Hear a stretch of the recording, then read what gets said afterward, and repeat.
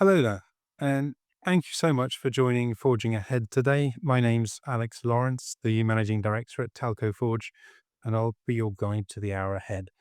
Now, Telco Forge was built from the fact that in many corners of the industry, you'll find people disgruntled about how things in the telecoms industry don't seem to be working quite the way they ought to. And with initiatives like Forging Ahead today, we're highlighting people that are doing things differently and who might be, you never know, the keys to making people gruntled again. Um, but we're not just showing you, we're also introducing to a panel of experts from different parts of the telecoms world to get their reactions, questions, and comments. So, in terms of format, we have two leaders from exciting companies who meet the brief of this session, which is value creation for a new generation of customers. I'll give Roger Dewey, the CEO of Able Device, and Michael Karlsen, the co founder of Onomondo, some time to introduce themselves and what they're doing in under 10 minutes each. But the majority of the hour is for conversation and questions arising from what they say. And anyone who's experienced a media briefing will know that this is going to be anything but an easy ride for them. However, towards the end of that time, I'll try to gather those ideas and issues together into some concrete ideas and recommendations for the two companies. Uh, those of you who are in the audience are welcome to pitch in with questions in the chat, and I'll pick those up as well.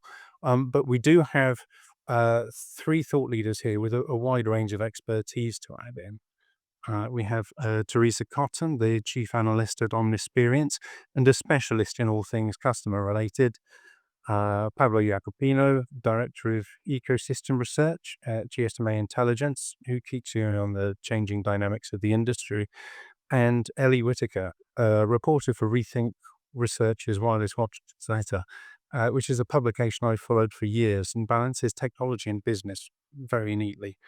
Um, so you'll be hearing much more from them, I'm sure, over the course of the hour. Maybe I can hand over to Michael instead. Uh, so, Yes.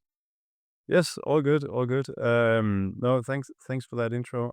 So my name is Michael. I am the co-founder of Onomondo.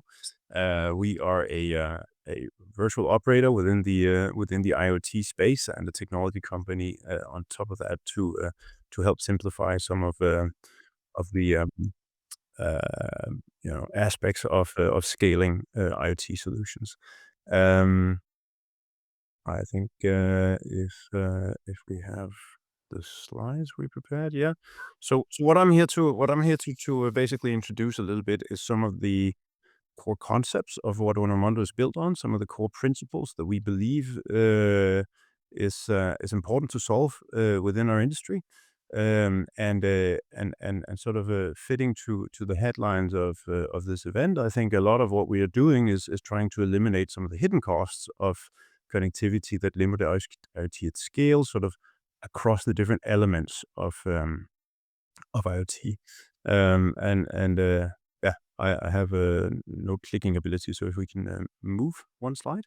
Um, I guess a really provocative statement to start with is that IoT should have connected the physical world by now. I think the amount of forecasts on the billions of devices out there that should have been connected by now in different forms is vast and historical.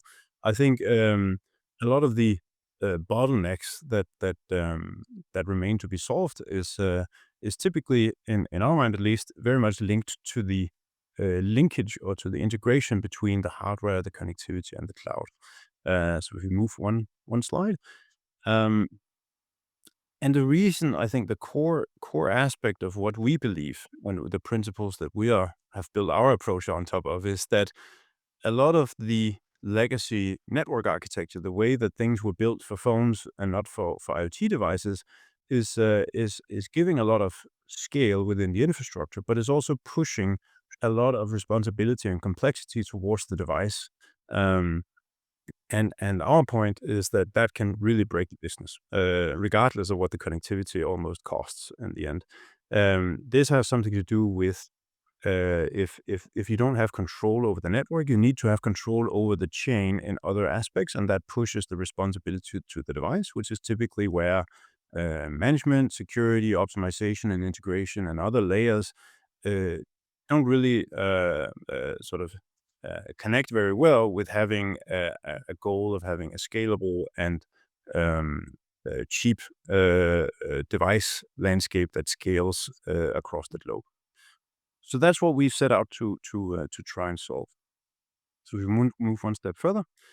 Um, what basically our core principle is that you can say we tend to say ask more from your network. We try to be the network that integrates both the connecting aspect of things, but also the logic layer that stands between making any device talk through any cloud or through any network to any cloud by simply absorbing a lot of these typical roles of the device in the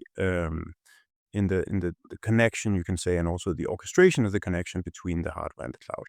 And I'm sure we can dive into that if that's relevant in the hour to come. But essentially, what that entails is that I need to take more control of the infrastructure that sits on top of that connection.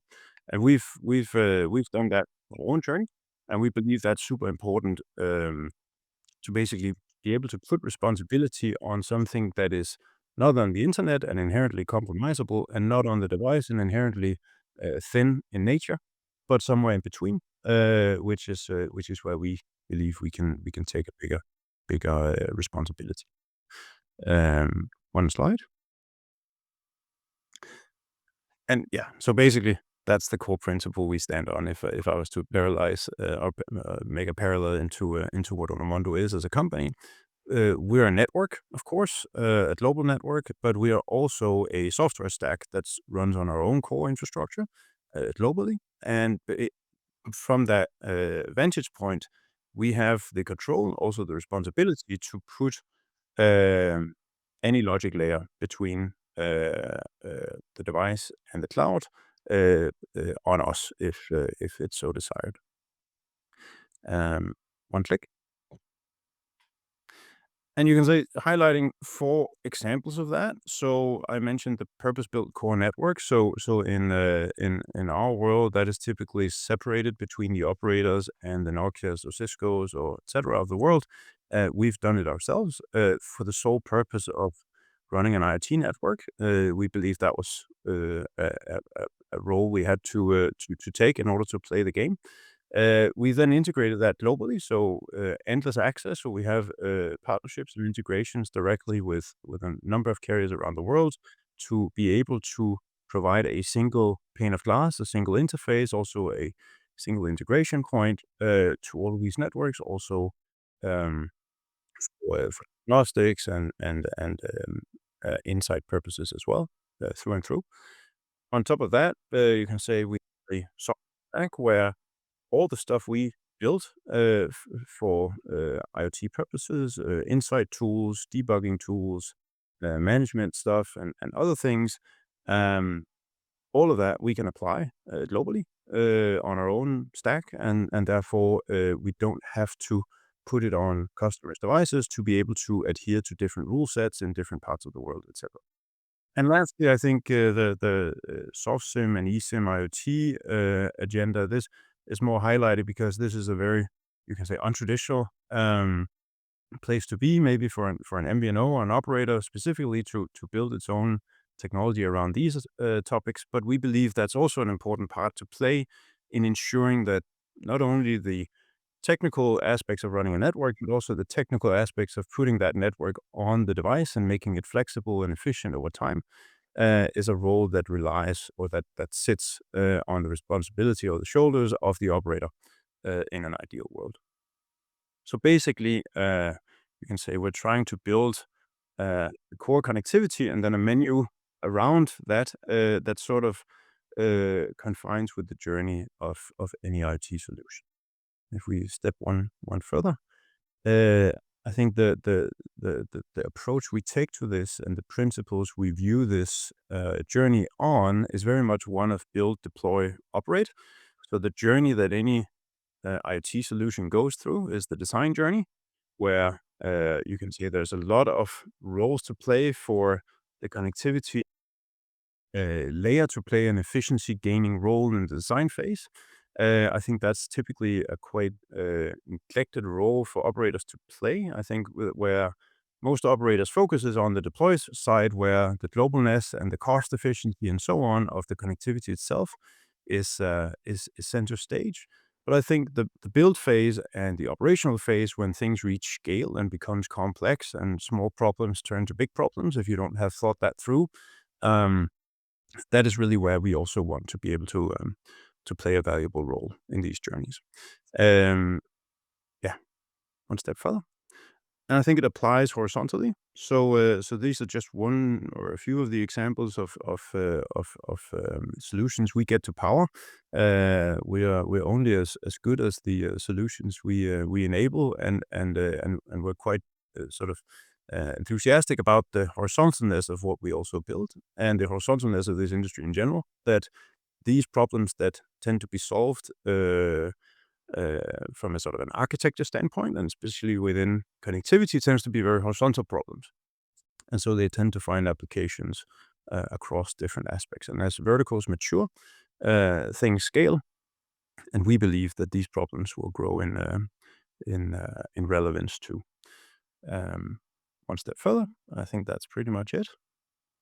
Ask more from your network. That's typically what we ask people to do, and we like to be accountable for that. And I think yeah, we can of course deep dive in the discussion, but that would be my short intro to Onomondo and what we stand on. Thank you. Fantastic. Thanks very much for that, Michael. Um, so I want to make sure that we have plenty of time for Roger and for the conversation. So I'd be quite keen to bring Roger in at this point and hand over to him because I think with a bit of luck we'll see some useful complementarities there. So yeah, over to you with that, Roger.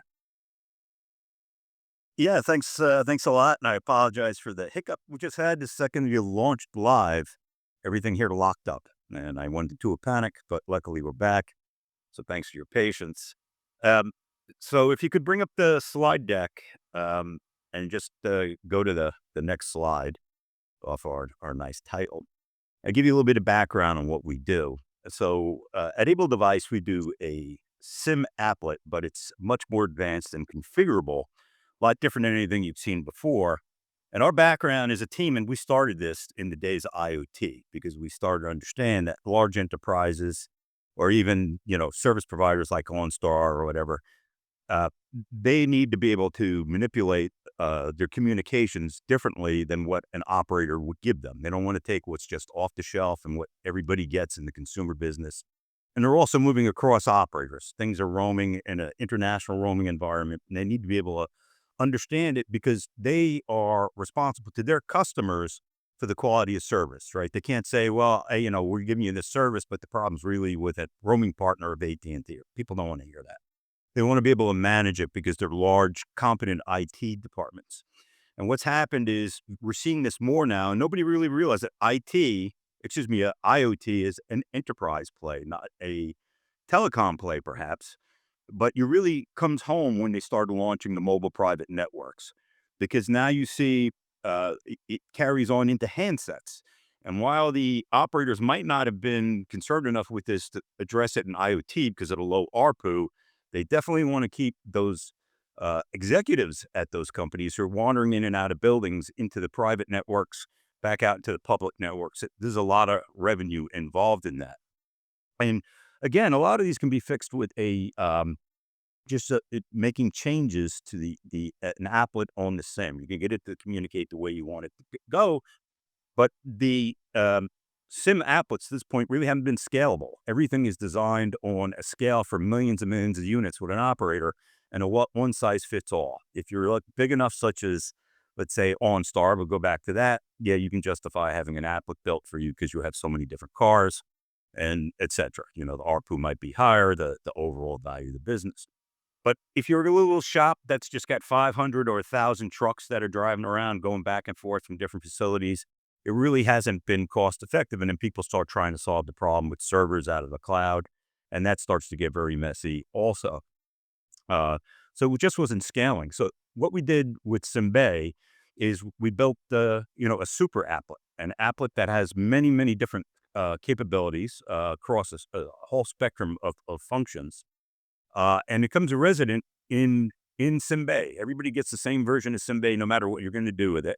And then there's a way to configure it through what's called a configuration script. So you don't need to know how to program Java card. You just have to know the logic flow that you want it to follow.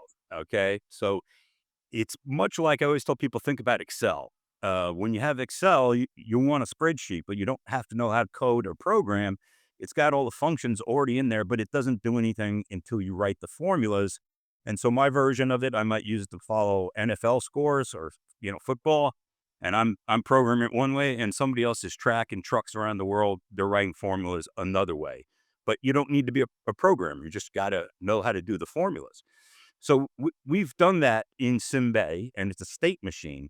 So unlike also if you get separate applets or you try to update them later or make two separate applets run together, you get into conflicts because they don't understand that there's something else trying to make a change off a similar state or the same state, and you get these collisions because all these capabilities are in the GSMAi state machine, and it's your logic flow. If this, then that, you avoid those conflicts and you can go forward over time.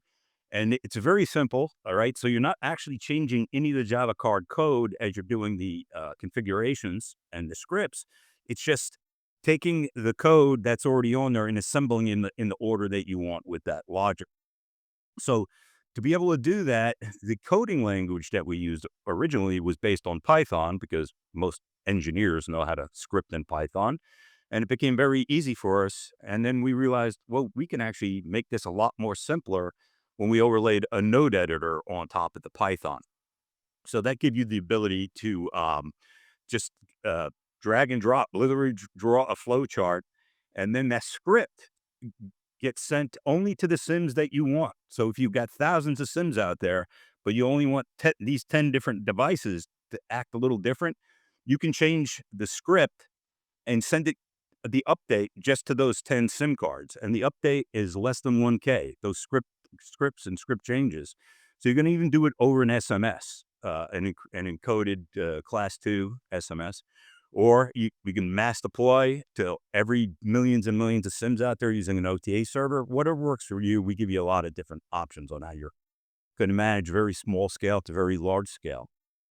Also, because there's only one version of GSMAi, it increases the robustness because every time one of our customers finds an issue, and the issue is almost always in a bad SIM card, SIM toolkit deployment on a cellular radio, instead of having to go back and have different versions of GSMAi for different SIM toolkits and different modules, we just identify the condition and write a routine that when you see this condition, work around it. And it goes into GSMAi that everybody has. So now we've crowdsourced an improvement. And in the future, other customers won't even see that problem because we already overcome it. So we're just constantly improving and improving. And it allows the application developers just to concentrate on the value they add instead of this kind of stuff that we do in the background we're really good at. So if you progress the slide to the next one, I'd appreciate it. These are some of the areas. So this is just a sampling of the kinds of things we do. We break it up into larger buckets to make it easier to explain. So quality of service, we can do signal strength roaming based on thresholds. When you fall below a certain threshold, even though you're still connected to the network, it'll start to look for another network that's above the threshold that you're looking for, things like that. So as you're moving through space, you have the great quality of service. We check to make sure that data is working efficiently. And if not, you can put in a rule. If not, then change to another network under these conditions, that sort of thing. Give you the ability to recognize when you're adjacent or very close to a private network, even on a device that doesn't have GPS, because GSMAi is aware of what cell site it's in, and you just program in there that these public cell sites are adjacent to the private network. So it starts looking for it. And even though you have 5 bars on the public network, it'll switch to the private network and vice versa coming back in and out. It's up to you how you want to program it. We also have security in there. We have a major electric vehicle OEM, global. You know who they are, but they're paranoid, and this is security. They use the eSIM that's in the vehicle as a standardized security check. We put the keys and certificates to access the maintenance port, the plugged in. We're not going through the mobile channel at that point. And it's a standardized security chip that you can update at any time in its future over standard SIM OTA. So it gives you a lot of power. Network efficiency, we can put the back off timers there so that the operators or the service provider doesn't have to worry about how that was programmed in the firmware by the guy who programmed the device. They can overtake that by manipulating just some stuff on our SIM applet. And tools and diagnostics gives you the ability, if something's going on in the field and you don't know understand what's happening, gives you the ability to connect to the cellular radio and look at the entire communication stack, or go so far as to start to control the machine. If you actually had architected the machine with GSMAi in mind, we can reach out, we can reset the entire machine, we can check different IOs, things like that. And this is all the same SIM applet, and it's all standard compliant. There's no servers in the background. We don't do any intelligence in the cloud. It's all done on the SIM. So that's if you progress to the next slide, it's just kind of announcing that we have the demonstration coming up. I don't know if you want to play launch a demo video now, or what order you would like to do it in, but thank God with the technical problems I am having today, we sent you a video just in case. And so, This demo showcases how GSMAi removes the complexity of SIM development, allowing anyone to create, configure, and deploy custom applet logic at scale without writing a single line of Java card code. Hello and welcome everyone. We start by showing the node editor on the left, and on the right, you can see the mobile phone mirrored to the computer. This phone has a SIM with GSMAi installed. It's connected to the network. Now I'll show you the SIM Toolkit menu. GSMAi is installed here. For our demo, you'll see the user menu is currently not doing anything at the moment. In this session, we're going to show how to create a script with the node editor, how to edit it, and how to upload it to GSMAi. Let's get started.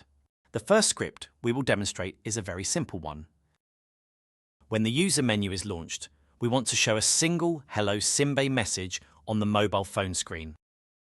Scripts consist of events and actions, and in this example, we can see a single event, which is user menu launched, connected to a write custom message action, set to show Hello GSMAi on the mobile equipment. I can easily drag and drop the script where I want it. As you can see, the user menu is not doing anything when I click it. After I click upload, you will see that this script is compiled first to a Python format.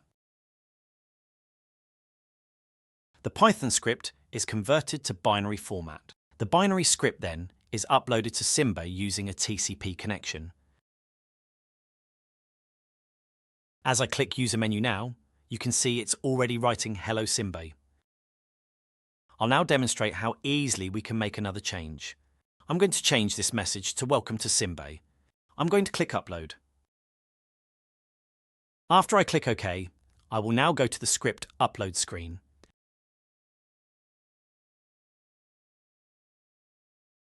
This script basically has one user-launched event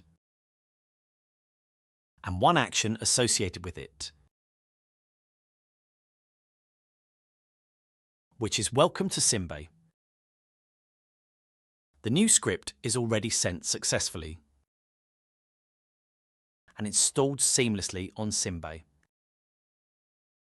As I click on the user menu, you can see it now shows Welcome to GSMAi displayed instead of Hello GSMAi. It is now time to show you a more complex example. This time, we want to instruct GSMAi to send network information data periodically. We call this our Find It use case. Using the node editor, I am now scrolling down to find the timer.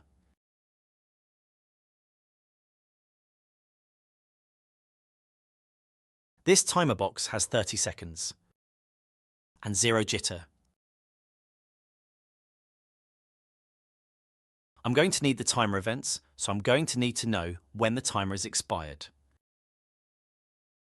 But we also need to start this timer, so I'm going to start this timer right when the script is already loaded. I'm also going to need to connect to the timer expired to the timer start, so that this is a recurring timer. Otherwise, it would be just a one-shot timer. Next, I can also link other actions to this time expired event. I'm going to scroll down to network information related actions. First, I'm going to grab the network information actions box. I'm going to update the access technology, a prerequisite to obtaining network measurement results from the device. I'm also updating the NMR, allowing SimBay to update the perceived signal strength and other metrics. And finally, I'm going to need to send this information back to a server. So I will now enable the function of sending the location and the NMR data.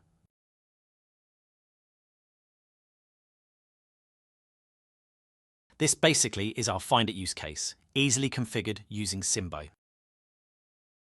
After I click Upload again, this whole new logic will be loaded into SimBay.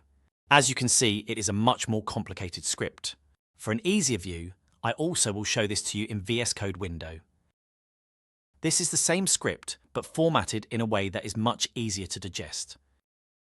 We can see there are two event and action pairs here. First event is when the timer number 1 is expired. We see Update Access Technology. We see updated NMR. And we see a lot of variables sent here, like MCC, MNC location area code, the signal strength, signal quality, and so on. We can see another pack here, so when the timer is expired, or when the script is loaded, we restart the timer with 30 seconds duration.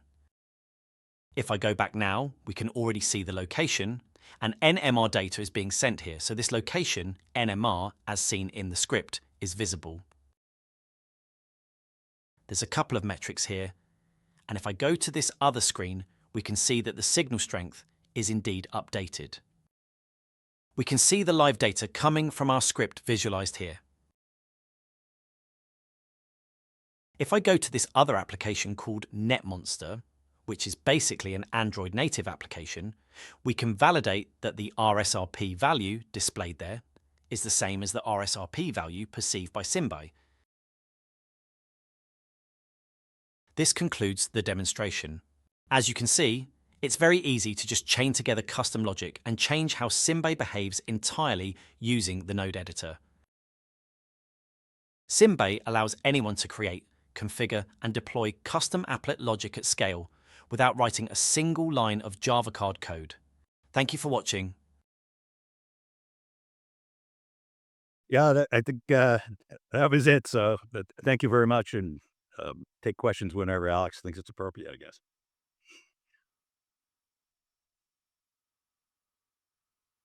Go to our I can't hear. thank you. Yes, at this point, I'm going to turn things over to the panel for their responses and their questions to Michael, to Roger, or both. I have a few questions up my sleeve, and I'll chime in as well with any audience questions or comments that come through. But I think what I'd like to do is just start off by getting some initial impressions from our analysts and journalists here. So, Teresa, what did you make of what you heard? Well, it's nice to let's start with the good stuff. It's really interesting to meet people who are trying to do something different, and I appreciate both your presentations because, you're trying to solve a problem and help everybody achieve their aims better, which is great. I think um, I understand technically now how your solutions work, but I'd like to have heard a lot more about the customer. So if we start at the last presentation, for example, if I'm in an enterprise and I want to do this stuff, then I've got problems getting solved for my end user. And that didn't really come through to me what those problems really were strongly enough. You kind of said it in a dismissive almost way and then got into the how to do it. And I think we've got to realize that they're trying to solve, they have their internal customers effectively. There's two customers here. Your customer who's in the IT department and wants to solve an issue. And, I could hear from what you were saying, we make it easier for you to do this stuff that you need to do to help your end users. Great. But, I needed that to be more explicit. That's one kind of customer. The other one are the end users, and they have to manage the EX of their end users. It's essential now. And so what do the end users want? How does this improve things for them? What can they see? I wanted to see both sides really and have that a bit more explicit. And then, if you started with the business problem and said they want to do all these things, but it's really hard at the moment to do that for these reasons. And we make it easier because you then have a logic through into your demo, I think that's a bit more stronger. So I'm all about the customer. So I'd always start with the customer and what does the customer really need. I think, the first demo, the first presentation rather, again, we tell things about the customer side. We've seen a lot from IoT and it's been so overblown over the last 20 years. It's going to plague the industry and make us trillions of dollars. And it clearly didn't. And when I looked into the details of, it's sort of to the side of what I do, but I monitor it. And, a lot of it's been to do with scale. And, you talk very eloquently about the kind of problems that, this side of the industry, faces in actually making the business work. We know there's demand there potentially. It's just how do you release that demand? But when I looked at your side, you talked a lot about very large enterprises. And I know that that's kind of the low-hanging fruit that everybody wants to go for. But this side of the industry only really gets like the wheels under it when anybody can start to connect things and use IoT. And there's a massive demand in the mid-market in the SME side, that I've always felt has not really been addressed at all. It's always been addressed at these super large enterprises. And that's difficult enough to get it to work for them. But, there's a big part of the market that we still seem to be missing, I think. So I wanted to hear a little bit more about the customers and how you saw that. I saw things working for them and how, where the money side's going to come from as well. Because it is tiny little bits of ARPU. And, we're not talking about massive amounts of data that's being carried typically. So, money for you, money for the carriers. I'd like to have dug into a little bit more about how you see that it's going from a financial side, because there's lots of people that have launched as IoT carriers and they failed because they just couldn't make those sums add up. So I just wanted to see a little bit about that and why you think you're going to be different. And, I can see from the technical point of view, you've really thought about it and how to do it. But from the business side and the customer side, I'd like to have heard a bit more. That's my initial feedback. Anyway. Wow. Well, I mean, there's plenty to get into there, and I am going to give Michael and Roger the chance to come back on that. But as you were talking there, I got the sense that Ellie had some thoughts as well. So I want to sort of hand over to you before we dive into that, in case there's anything that we complement. Yeah, that's useful actually, because I share a lot of her views, and I think what I would add, we don't want to give them a deluge of things to answer in one go, but I think from my angle, not just, let's identify the consumer and have a really clear idea of who that consumer is, and thus give us a clear idea of the business focus here. But I think the one thing I was really interested in while I heard these discussions was the security implications of both of these products. Partly, I think for a SIM applet, I'd want to know more about how it works, and on that basis, kind of get an idea of what the security concerns are. But I think when we talk about SIM IoT, we it just exposes a huge layer of cybersecurity issues. So I think in any response, when we're talking about points of access to the network that extend it in the IoT world, extend it, by thousands, hundreds of thousands of points, I want to know first and foremost how anybody selling into this market has kind of protects their product and how they value cybersecurity in the industry. I think that's what I'd add to Teresa's, not to overwhelm for now, but I think that's what I'll add for now. Can I just add one more thing? Just because I am overwhelming you. I really like that idea about the private network scenario that you talked about, where you said, IoT is an enterprise play, I'm quoting now. But there's the private network aspect, and that's where it starts to get really interesting. I love that idea, but you didn't elaborate enough on it. And, I think that's a very powerful idea potentially, because I've just written a book about telecoms customers, available from all your good Amazons very soon. And one of the key things I say in that is this idea that, when we're selling to enterprise, into the enterprise market, we're not just selling to the IT departments anymore. We're selling to everybody within the enterprise, because that executive sat at home who can't get connectivity for this sort of webinar sort of scenario, or a salesman that's roaming around somewhere and can't get his connectivity. They're going to, no matter how happy the IT departments are with you, and you've got a great relationship, they're going to come back and demand that you change carrier because, they're having a really bad time of it. So, we need that visibility all the way through the chain. We need to see how everybody's actually experiencing the network. And I thought that was a really interesting idea that you threw in there about the private networks. So I'd like to hear a bit more about that as well. Well, I mean, there's plenty there to get your teeth in. I mean, Pablo, if you can hang on, I'd like to give Michael and Nelja to respond first, just because there is quite a lot here, both in terms of the security and in those sort of customer angles. So, I mean, Roger, perhaps you can comment first as to some of these points. Yeah, no, that's absolutely valid what you're saying about the customer experience. And we really tried to, in our marketing, to focus on that, because if you look at the demo I gave, if you don't come from telecom, most people are like, "What did you just say?" I mean, that's crazy. So that's why we try to explain it. Well, this is what it does, and our marketing generally on our websites, and I actually included a brochure for Telco Forge to share with you. There's whole sections on there on user success stories. And we have a whole separate brochure that's just like 14 pages of the great stuff our customers do. Because again, that's where the rubber hits the road, and that's where the value is. And it makes it easier for me to explain the technology that you just saw. All right. Because if I explain just the technology without the benefit of what it means to somebody, it's just completely useless.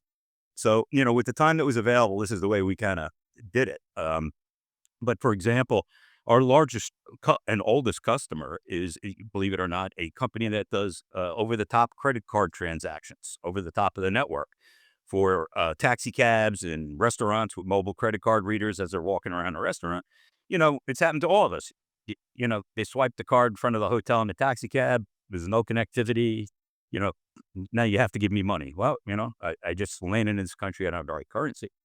Here, what he uses it for is, as the taxi cabs are moving through space, they are monitoring constantly the signal strength. And even though the signal strength is high enough that the device isn't going to be looking for a new network, it's not high enough that the scan's going to go through cleanly. So he sets the thresholds, and he can set them in different countries, and he can say in this local area code or in this cell site, act this way. It gives you the power to really micromanage the logic on the flow. And the customers go by their own credit card readers. He doesn't even know what they have. And that's where the whole concept of putting fixes to the SIM toolkits there. So he just ships them a new SIM card, and it's with a tier 1 operator, and it's a global roaming SIM company you'd know very well. Millions of them have our technology on it. And he ships it to them and just tells them, put this in your credit card reader now. So as it's moving through space, whether it's in a restaurant or whatever, it's actually managing to make sure you have the right tolerance, the right signal level, but then also checking data to make sure it can ping a server, make sure that data throughput is working there. if everything doesn't work, it goes back through the scan and actually starts looking for it. So this is, pennies that we charge this guy, and he ships them all over the world because it's millions. Because to us, it's just software. There's no hardware involved or anything like that, right? And with the private networks, that was actually brought to us as a project. We are IoT guys until 3 years ago. Now we understand what we really are. We're enterprise guys. That's why I said that way. Uh, and what they had the problem with is the operator wants to sell, again, a global roaming SIM, right? Because they want all the trucks and all the executives to use it as they're moving in and out of, let's say, different private networks around the world. Think, DHL, the shipper.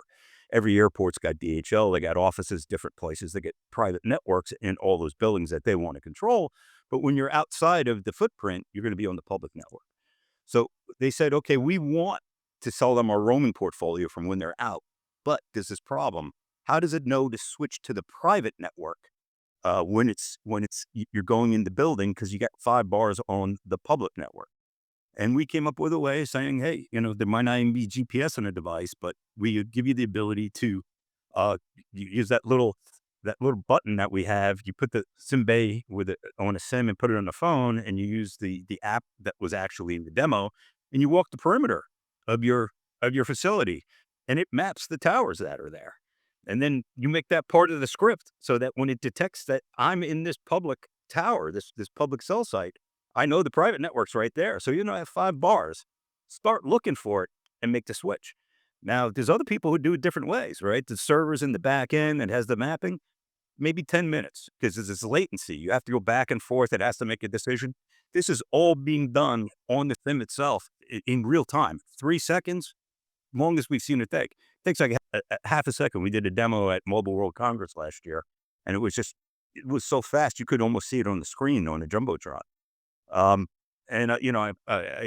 talked a little bit before about, the security aspects of it, that it is a secure element. The SIM is a secure element, and they're actually putting other credentials other than the network profiles and things like that. They're putting the key stores and certificates on the eSIM to manage connectivity to update the, let's say, braking subsystem in that vehicle when you plug it into the maintenance port.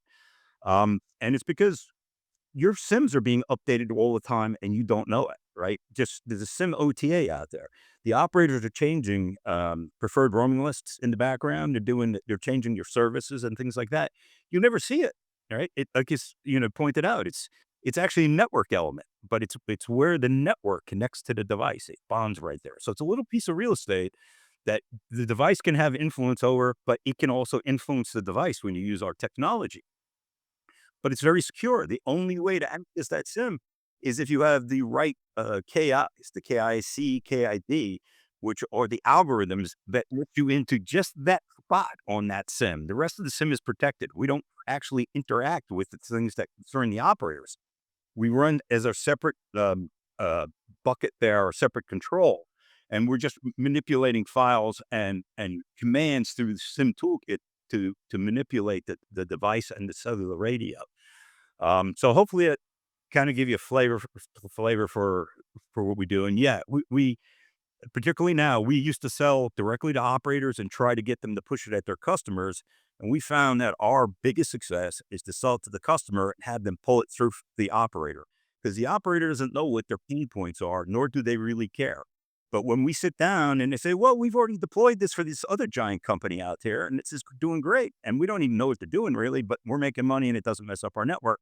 And we take it to a new customer who pulls it through. And this is the way it's building. The case we're making is directly to the enterprise, because the operators, particularly in IoT, they give it a lot of lip service to make fancy TV commercials about firemen and stuff. They don't. So it's just not a far a big hassle for them. Yep. So we're giving the control and the power over to the enterprise, and enterprise can pay us, or the operator can pay us. Yeah, I don't Cool. Thanks, Roger. And Michael, you've been very patient through some of these, some of this conversation, but a lot of this also applies to you as well, in terms of, although in a very different way. So perhaps you can sort of address some of these questions around that business side and the security piece. Yeah, I can certainly try. So I think one of the original questions there was around sort of, you can say, the bigger logos versus the mid-market attractiveness, application value, and scale. It also related to how the operators have succeeded or only partially failed, or only partially succeeded, I should say, in sort of unlocking the value of the promise of IoT in a way. I think our approach to this has been one of, so I should start by saying that, I know that I highlighted a lot of well-known larger scale logos, at least for some of them. The reality of it is that some of the biggest successes and the highest application value and sort of you can say usage of some of the uniqueness of our tool stack that sits in the network comes from the mid-market. Because what typically sits with that customer group is that they're a pretty IoT singular focused kind of business. They're pretty scale oriented, high urgency, high knowledge or depth of knowledge into our space and also what we represent. And they have a high articulation of you can say, the problem set between the integration elements of hardware to connectivity to cloud, and so on, and how that responsibility set can be distributed better. And now that you can say the industry also has some of the scar tissue to have learned that lesson, then you can say that the winds is in our backs on that agenda. What so in terms of how value is unlocked, also for the industry as a whole, I think you can say where many operators, specific IoT or not, have sort of failed or again only partially succeeded in this endeavor has been around unlocking value. It's been sort of a race to the bottom. And you could say there's a lot of infrastructure out there that's been paid for by the phones in our pockets and stuff like that. So there's also a long way to the actual bottom. But I think, and what we're trying to sort of propel forward here is a different perspective on how to embed more value into the role of the network. And I think that's super critical to make devices more efficient, more long-lasting, and more secure in reality. I think the dilemma of building devices that are supposed to last for 5, 10, 15 years in the field, where you want them to be stable, you want them to be secure, and you also want them to be cheap when you design them, and you want them to connect to some kind of cloud in 15 years that you don't know what is.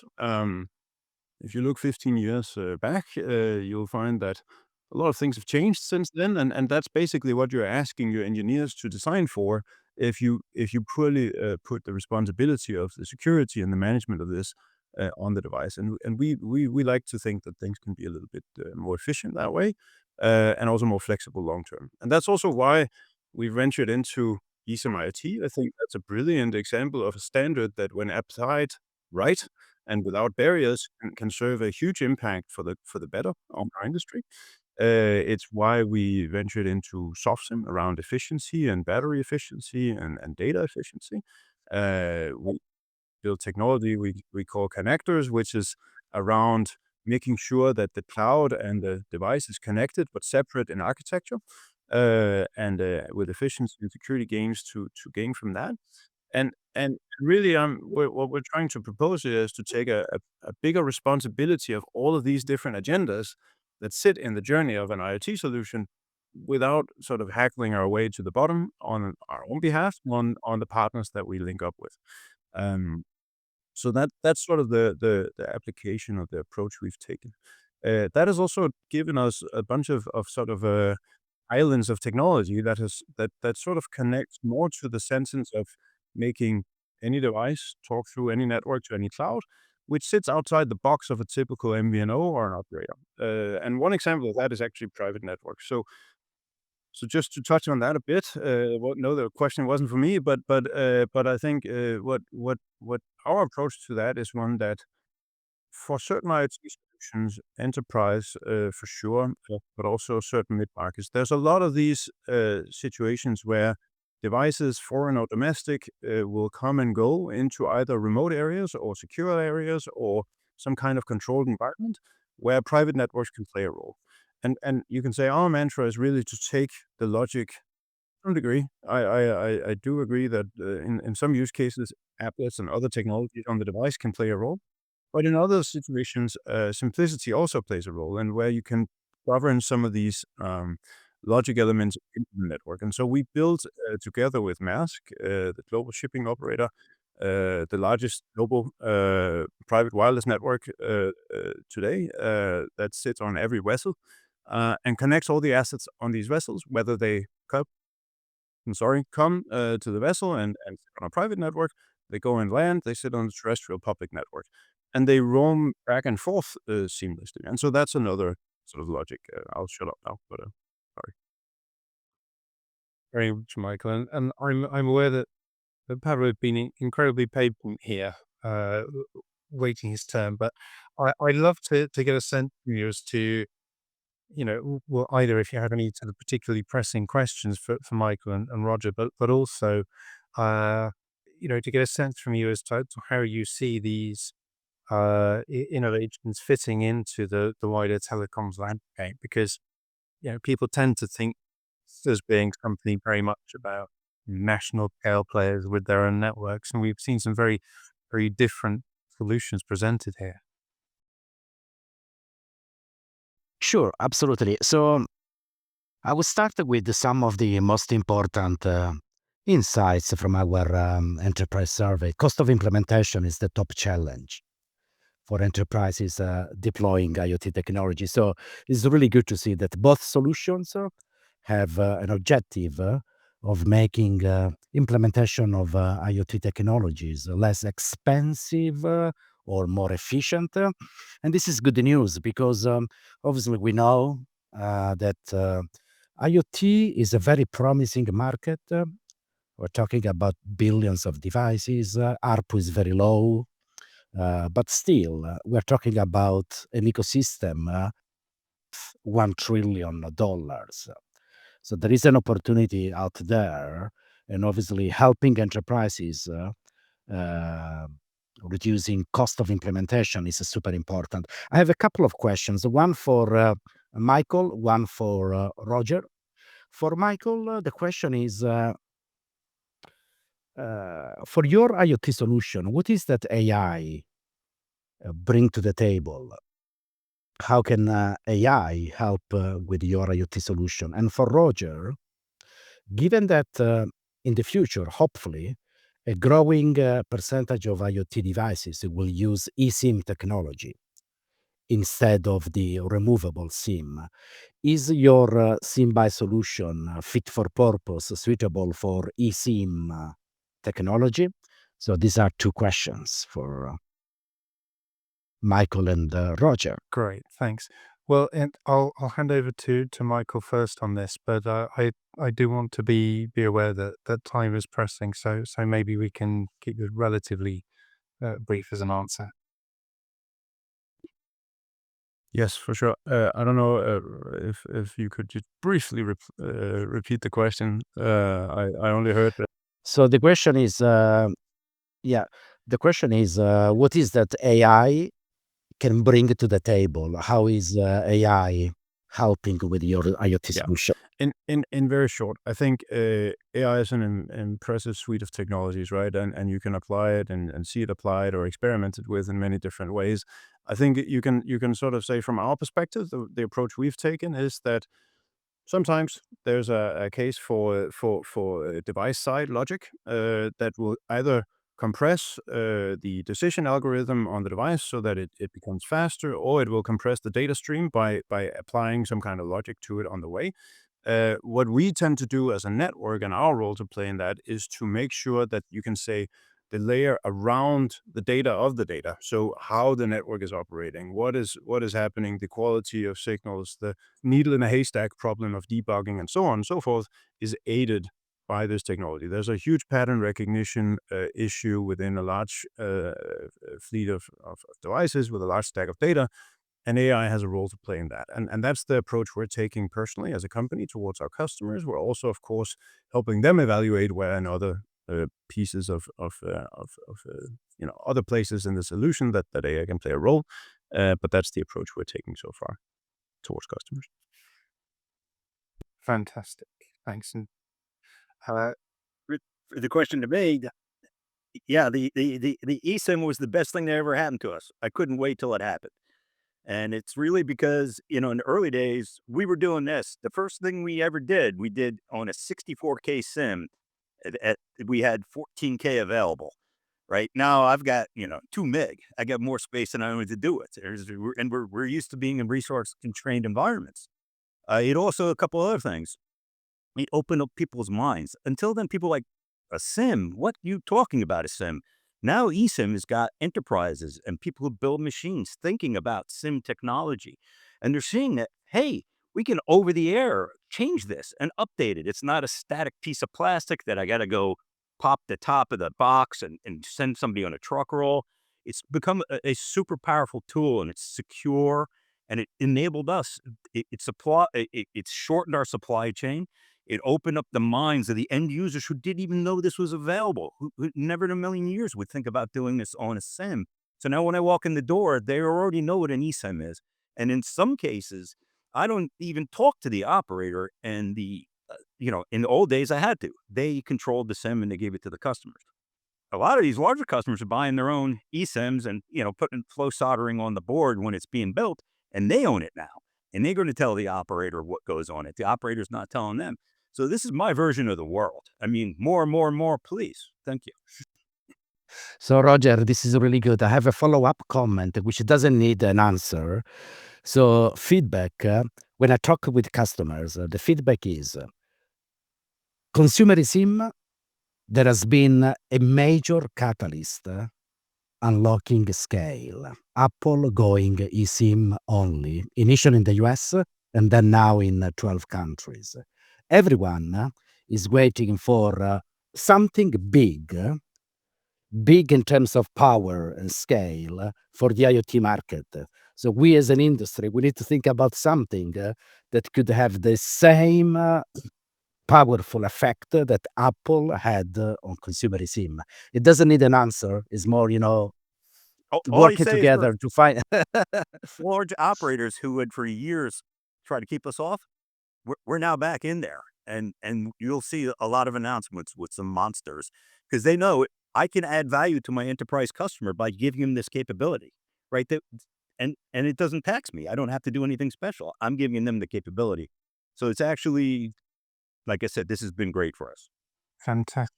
Thanks. And we have a couple of minutes to go. So I'd like to invite our panelists as well to provide any sort of advice or feedback based on the conversation so far that we've seen. Ellie, perhaps we can start with you in terms of um, what do you think is next, or where do you think you'd like to sort of see these companies in a few years' time? I think going back to the point of the customer, it would be seeing how aware the customer is of this product. As we've just heard, just saying that the eSIM change is going to be a huge change for you. Well, eSIM is, so new in the sort of global awareness that it's kind of only really starting to become a big product possibility. So I think understanding how not only the large enterprise, but these small and medium companies become aware of these possibilities that you mentioned. And like you say, selling it to Maersk and the big ones, great, and DHL, great. If we're looking at making this a more mass market, making those customers aware of what's available and teaching them, I guess, and it's you guys will tell us, I'm sure, in the future, but teaching them about what's possible. That's Yep. that's a really interesting comment about sort of teaching the customer. Um, I'm going to turn to you for a last comment as well, Teresa. Sort of, although I am aware we're going to have to be quite quick. I think it's about unlocking the black box. Like telecoms has always been this black box. And when we can give people the tools to actually sit on top of our network and to solve their own problems, and give them the freedom to do that, we unlock so much creativity and potentially revenue. So I think, it's great to see a way of unlocking the box. Unfortunately, the issue is, as always, getting the carriers to understand that there is revenue. I mean, they're desperate for revenue. There is revenue, but they need to be able to unlock their networks and their capability so that people can actually solve their own problems. You can't, as a network operator, solve everything for the end user. You have to give the end user the tools so that they can, solve their own problems. And that's where the real money, I think, starts to come from. They find problems that we didn't even know that they have, and they can solve these things and just give us some money for our connectivity. And that's absolutely brilliant.